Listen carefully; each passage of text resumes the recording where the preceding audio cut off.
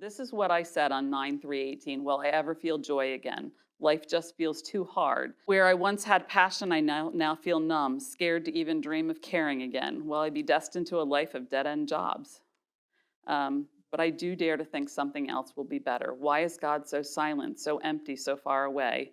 In my younger years, I heard from God. What am I doing wrong? I long for friendship, fellowship, deep relationships. Silence, aloneness echoes back. Leaving the church I was in, will I find another church in which to belong and not merely be a number?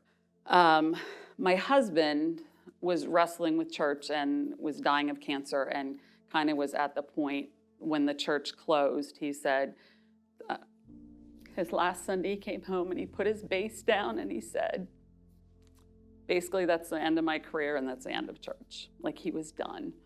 And yet, in the next few months, he made a couple comments and he said, if there was ever a church I would go to, it's New Providence. And I thought to myself, if my husband's willing to go to a church, why the heck am I not going there? So that was kind of the initial, why don't I at least try? So one Sunday, Maya was working and I just thought, I'm just gonna go. For the heck of it, I'm gonna go. And I came. And really in my heart, knowing my husband was dying, I said, I need a place to know and be known. Like, when he's gone, I want to know the people around me and I want them to know me. I don't want to go through this journey alone. So in my selfish heart, that's really where I was. We started coming in March. My husband passed away in June. And I have never felt so embraced and so loved and so apart in such a short amount of time as I did here. Like, I know that God said, this is where you belong.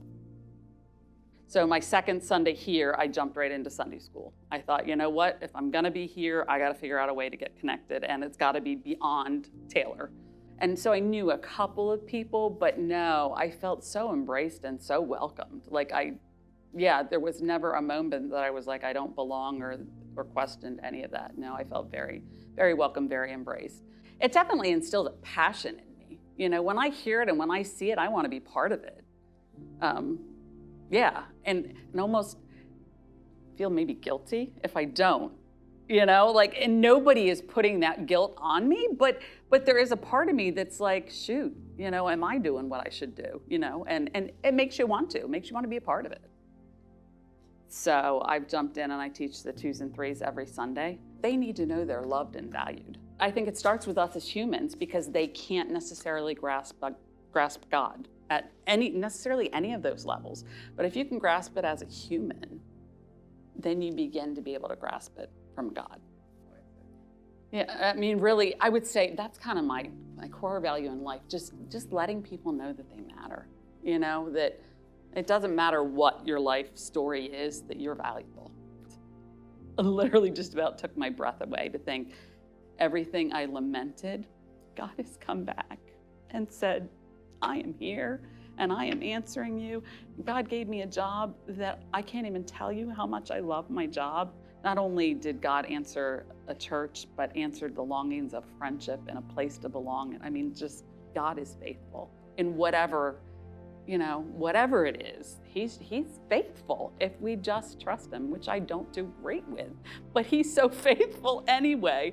So, I mean, that would be it. And God knows our heart and he loves us in spite of ourselves. It's like, life isn't a neat little package all tied in a bow. It's not, it's hard, it's ugly. And for me to say the last 2 years have been a piece of cake, heck no. But God is who he says he is, and he's faithful and he's on the throne.